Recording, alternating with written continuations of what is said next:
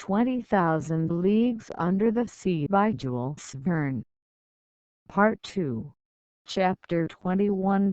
The Hecatomb.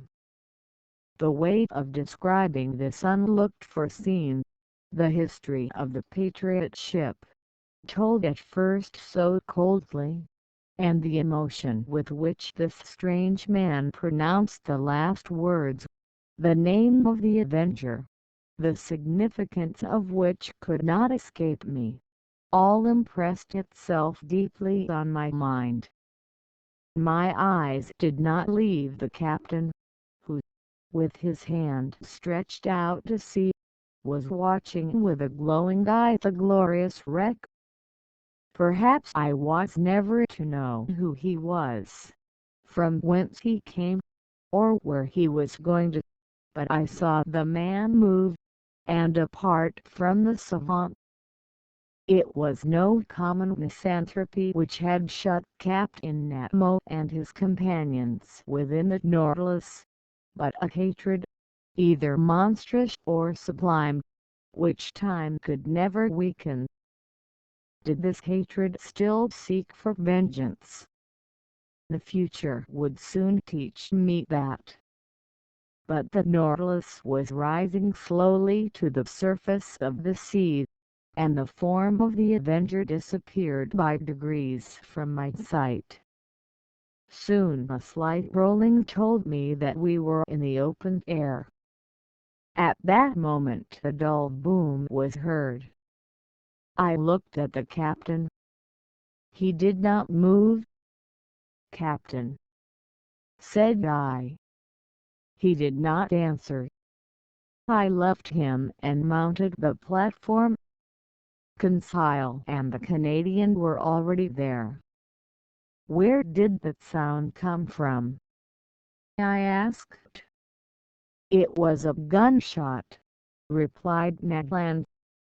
I looked in the direction of the vessel I had already seen. It was nearing the Nautilus, and we could see that it was putting on steam. It was within 6 miles of us. "What is the ship, Ned?" "By its rigging, and the height of its lower masts," said the Canadian, "I bet she is a ship of war. May it reach us, and, if necessary, sink this cursed Nautilus?" "Friend Ned," replied Conseil, "what harm can it do to the Nautilus? Can it attack it beneath the waves? Can it cannonade us at the bottom of the sea?" "Tell me, Ned," said I, "can you recognize what country she belongs to?" The Canadian knitted his eyebrows, dropped his eyelids, and screwed up the corners of his eyes, and for a few moments fixed a piercing look upon the vessel. "No, sir," he replied, "I cannot tell what nation she belongs to, for she shows no colors.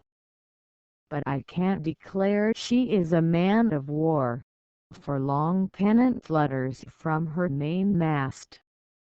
For a quarter of an hour we watched the ship which was steaming towards us. I could not, however, believe that she could see the Nautilus from that distance, and still less that she could know what this submarine engine was. Soon the Canadian informed me that she was a large, armored, two-decker ram. A thick black smoke was pouring from her 2 funnels. Her closely furled sails were stopped to her yards. She hoisted no flag at her mizzen peak. The distance prevented us from distinguishing the colors of her pennant, which floated like a thin ribbon. She advanced rapidly. If Captain Nemo allowed her to approach, there was a chance of salvation for us. "Sir," said Ned Land, If that vessel passes within a mile of us, I shall throw myself into the sea, and I should advise you to do the same." I did not reply to the Canadian's suggestion, but continued watching the ship. Whether English, French, American, or Russian, she would be sure to take us in if we could only reach her. Presently a white smoke burst from the forepart of the vessel. Some seconds after, the water, agitated by the fall of a heavy body, splashed the stern of the Nautilus, and shortly afterwards a loud explosion struck my ear. "What? They are firing at us!" I exclaimed. "So please you, sir," said Ned, "they have recognized the Unicorn, and they are firing at us." "But," I exclaimed, "surely they can see that there are men in the case." "It is, perhaps, because of that," replied Ned Land, looking at me. The whole flood of light burst upon my mind. Doubtless they knew now how to believe the stories of the pretended monster. No doubt, on board the Abraham Lincoln, when the Canadian struck it with the harpoon, Commander Farragut had recognized in the supposed narwhal a submarine vessel, more dangerous than a supernatural cetacean. Yes, it must have been so, and on every sea they were now seeking this engine of destruction. Terrible indeed. If, as we supposed, Captain Nemo employed the Nautilus in works of vengeance, on the night when we were imprisoned in that cell, in the midst of the Indian Ocean, had he not attacked some vessel? The man buried in the coral cemetery, had he not been a victim to the shock caused by the Nautilus? Yes, I repeat it must be so. One part of the mysterious existence of Captain Nemo had been unveiled, and, if his identity had not been recognized, at least, the nations united against him were no longer hunting a chimerical creature, but a man who had vowed a deadly hatred against them. All the formidable past rose before me. Instead of meeting friends on board the approaching ship, we could only expect pitiless enemies. But the shot rattled about us. Some of them struck the sea and ricocheted, losing themselves in the distance. But none touched the Nautilus. The vessel was not more than 3 miles from us. In spite of the serious cannonade, Captain Nemo did not appear on the platform, but, if one of the conical projectiles had struck the shell of the Nautilus, it would have been fatal. The Canadian then said, "Sir, we must do all we can to get out of this dilemma. Let us signal them. They will then, perhaps, understand that we are honest folks." Ned Land took his handkerchief to wave in the air, but he had scarcely displayed it, when he was struck down by an iron hand, and fell, in spite of his great strength, upon the deck. "Fool!" exclaimed the captain. "Do you wish to be pierced by the spur of the Nautilus before it is hurled at this vessel?" Captain Nemo was terrible to hear. He was still more terrible to see. His face was deadly pale, with a spasm at his heart. For an instant it must have ceased to beat. His pupils were fearfully contracted. He did not speak. He roared, as, with his body thrown forward, he wrung the Canadian's shoulders. Then, leaving him, and turning to the ship of war, whose shot was still raining around him, he exclaimed, with a powerful voice, "Ah, ship of an accursed nation, you know who I am. I do not want your colors to know you by. Look, and I will show you mine." And on the fourth part of the platform Captain Nemo unfurled a black flag, similar to the one he had placed at the South Pole. At that moment the shot struck the shell of the Nautilus obliquely, without piercing it, and, rebounding near the captain, was lost in the sea. He shrugged his shoulders, and, addressing me, said shortly, "Go down, you and your companions. Go down." "Sir," I cried, "are you going to attack this vessel?" "Sir, I am going to sink it." "You will not do that." "I shall do it," he replied coldly. "And I advise you not to judge me, sir. Fate has shown you what you ought not to have seen. The attack has begun. Go down." "What is this vessel?" "You do not know." "Very well. So much the better. Its nationality to you, at least, will be a secret. Go down." We could but obey. About 15 of the sailors surrounded the captain, looking with implacable hatred at the vessel nearing them. One could feel that the same desire of vengeance animated every soul. I went down at the moment another projectile struck the Nautilus, and I heard the captain exclaim, "Strike, mad vessel! Shower your useless shot, and then you will not escape the spur of the Nautilus. But it is not here that you shall perish. I would not have your ruins mingle with those of the Avenger." I reached my room. The captain and his second had remained on the platform. The screw was set in motion, and the Nautilus, moving with speed, was soon beyond the reach of the ship's guns. But the pursuit continued, and Captain Nemo contented himself with keeping his distance. About 4 in the afternoon, being no longer able to contain my impatience, I went to the central staircase. The panel was open, and I ventured onto the platform. The captain was still walking up and down with an agitated step.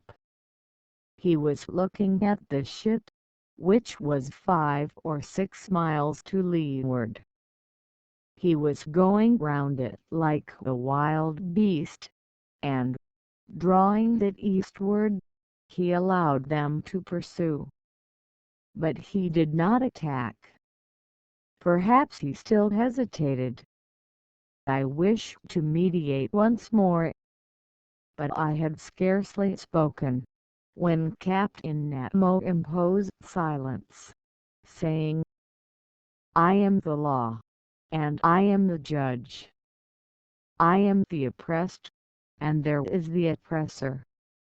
Through him I have lost all that I loved, cherished, and venerated: country, wife, children, father, and mother. I saw all perish. All that I hate is there. Say no more." I cast a last look at the man of war, which was putting on steam, and rejoined Ned and Conseil. "We will fly." I exclaimed. "Good," said Ned. "What is this vessel?"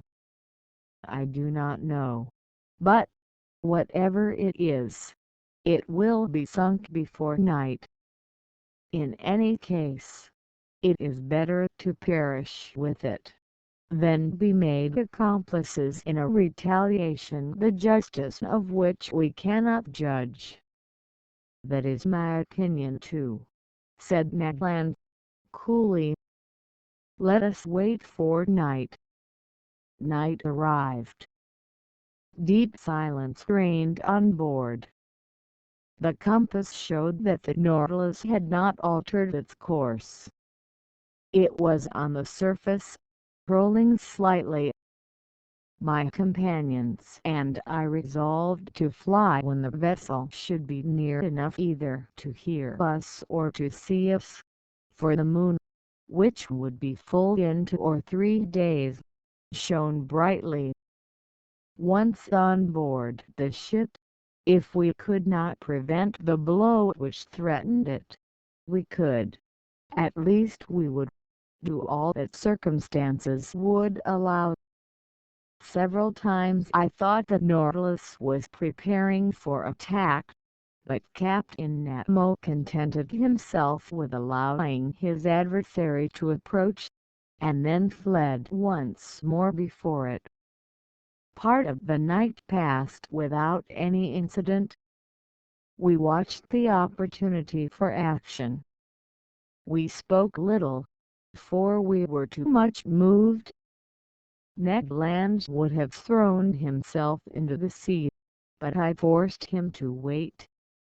According to my idea, the Nautilus would attack the ship at her waterline, and then it would not only be possible, but easy to fly. At 3 in the morning, full of uneasiness, I mounted the platform. Captain Nemo had not left it. He was standing at the forepart near his flag, which a slight breeze displayed above his head. He did not take his eyes from the vessel. The intensity of his look seemed to attract, and fascinate, and draw it onward more surely than if he had been towing it. The moon was then passing the meridian. Jupiter was rising in the east. Amid this peaceful scene of nature, sky and ocean rivaled each other in tranquility, the sea offering to the orbs of night the finest mirror they could ever have in which to reflect their image. As I thought of the deep calm of these elements, compared with all those passions brooding imperceptibly within the Nautilus, I shuddered. The vessel was within 2 miles of us. It was ever nearing that phosphorescent light which showed the presence of the Nautilus. I could see its green and red lights, and its white lantern hanging from the large foremast. An indistinct vibration quivered through its rigging, showing that the furnaces were heated to the uttermost. Sheaves of sparks and red ashes flew from the funnels, shining in the atmosphere like stars. I remained thus until 6 in the morning, without Captain Nemo noticing me. The ship stood about 1.5 miles from us, and with the first dawn of day the firing began afresh. The moment could not be far off when, the Nautilus attacking its adversary, my companions and myself should forever leave this man. I was preparing to go down to remind them, when the second mounted the platform, accompanied by several sailors. Captain Nemo either did not or would not see them. Some steps were taken which might be called the signal for action. They were very simple. The iron balustrade around the platform was lowered, and the lantern and pilot cages were pushed within the shell until they were flush with the deck. The long surface of the steel cigar no longer offered a single point to check its maneuvers. I returned to the saloon. The Nautilus still floated. Some streaks of light were filtering through the liquid beds. With the undulations of the waves, the windows were brightened by the red streaks of the rising sun, and this dreadful day of the 2nd of June had dawned. At 5 o'clock, the log showed that the speed of the Nautilus was slackening, and I knew that it was allowing them to draw nearer. Besides, the reports were heard more distinctly, and the projectiles, laboring through the ambient water, were extinguished with a strange hissing noise. "My friends," said I, "the moment is come. One grasp of the hand, and may God protect us." Ned Land was resolute. I'll calm myself so nervous that I knew not how to contain myself. We all passed into the library, but the moment I pushed the door opening onto the central staircase, I heard the upper panel close sharply. The Canadian rushed onto the stairs, but I stopped him. A well-known hissing noise told me that the water was running into the reservoirs, and in a few minutes the Nautilus was some yards beneath the surface of the waves. I understood the maneuver. It was too late to act. The Nautilus did not wish to strike at the impenetrable cuirass, but below the waterline, where the metallic covering no longer protected it. We were again imprisoned, unwilling witnesses of the dreadful drama that was preparing. We had scarcely time to reflect. Taking refuge in my room, we looked at each other without speaking. A deep stupor had taken hold of my mind. Thought seemed to stand still. I was in that painful state of expectation preceding a dreadful report. I waited. I listened. Every sense was merged in that of hearing. The speed of the Nautilus was accelerated. It was preparing to rush. The whole ship trembled. Suddenly I screamed. I felt the shock, but comparatively light. I felt the penetrating power of the steel spur. I heard rattlings and scrapings. But the Nautilus, carried along by its propelling power, passed through the mass of the vessel like the needle through sailcloth. I could stand it no longer. Mad, out of my mind, I rushed from my room into the saloon. Captain Nemo was there, mute, gloomy, implacable. He was looking through the port panel. A large mass cast a shadow on the water, and, that it might lose nothing of her agony, the Nautilus was going down into the abyss with her. 10 yards from me I saw the open shell, through which the water was rushing with a noise of thunder, then the double line of guns and the netting. The bridge was covered with black, agitated shadows. The water was rising. The poor creatures were crowding the ratlins, clinging to the masts, struggling under the water.